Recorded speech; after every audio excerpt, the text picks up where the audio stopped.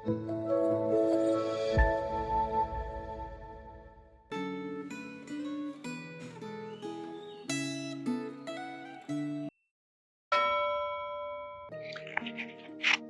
Bapak Ibu Saudara sekalian, mari kita meminta pertolongan Tuhan untuk memahami firman-Nya.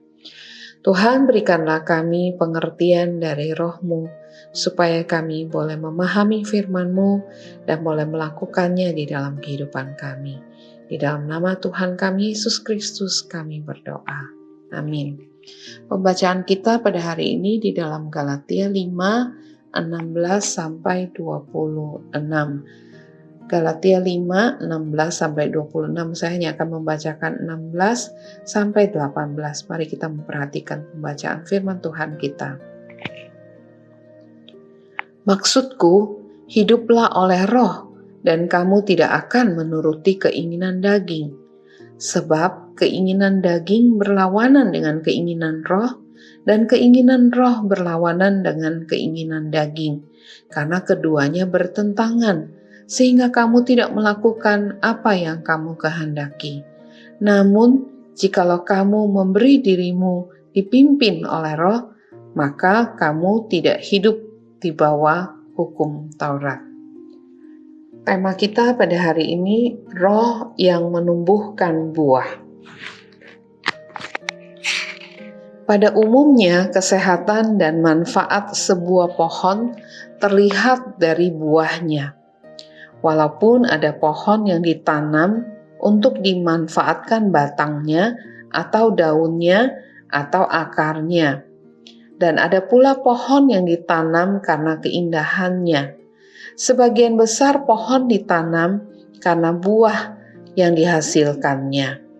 Hal yang serupa berlaku untuk kehidupan rohani orang beriman. Kesehatan rohani orang beriman terlihat dari buah yang muncul dalam hidupnya. Tentu saja ada perkecualian.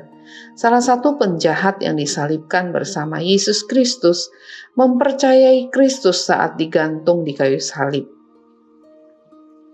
Kita bisa meyakini bahwa penjahat itu mengalami pembaruan rohani di kayu salib.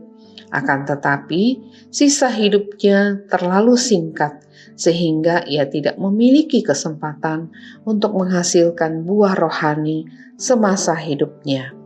Walaupun kita bisa mengatakan bahwa pengalaman hidup yang singkat itu telah menginspirasi banyak orang untuk bertobat dan menjadi percaya kepada Yesus Kristus.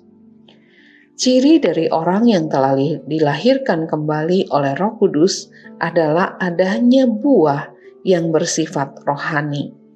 Buah rohani ini bisa berupa buah Injil, yaitu adanya orang yang menjadi percaya kepada Yesus Kristus karena apa yang ia lakukan, atau buah roh yang kita baca dalam bacaan Alkitab hari ini. Namun, buah roh ialah kasih, sukacita, damai sejahtera, kesabaran, kemurahan, kebaikan, kesetiaan, kelemah lembutan, dan penguasaan diri. 5 pasal 5 ayat 22-23. Perhatikan bahwa istilah yang dipakai di sini adalah buah roh, bukan buah-buah roh. Terjemahan ini tepat sesuai dengan bahasa asli Alkitab yang membedakan bentuk tunggal buah dengan bentuk jamak buah-buah. Jadi yang dijelaskan di sini seperti satu buah dengan 9 rasa, bukan 9 macam buah. Sebagai gambaran, kita tidak bisa berkata saya memiliki buah roh tanpa kesetiaan atau tanpa pengudusan diri, tanpa penguasaan diri. Buah roh yang normal adalah buah roh dengan 9 rasa atau 9 aspek yang utuh. Bila kita sudah dilahirkan kembali oleh Roh Kudus, hidup kita pasti berubah. Walaupun kecepatan perubahan ini bisa berbeda-beda pada setiap orang. Buah roh bisa secara sempurna hanya terdapat di dalam diri Yesus Kristus. sedangkan buah roh di dalam diri kita menjadi makin sempurna secara berangsur-angsur, sama seperti buah di sebuah pohon menjadi matang setelah melalui proses yang bisa cepat tapi bisa pula lambat. Bagaimana dengan diri Anda? Apakah hidup Anda sudah menghasilkan buah secara rohani? Apakah kehadiran Anda membuat orang lain tertarik untuk mengenal Kristus? Apakah perubahan hidup Anda bisa dirasakan oleh orang-orang di sekitar Anda? Bila hidup Anda belum menghasilkan buah secara rohani, Anda perlu menintrospeksi diri. Mari kita berdoa. Tuhan, terima kasih menyelamatkan kami. Tolonglah kami boleh bertumbuh di dalam kehidupan rohani kami dan menghasilkan buah sehingga kami boleh dirasakan oleh orang-orang yang di sekitar kami yang membawa mereka untuk mengenal Kristus yang hidup di dalam hidup kami.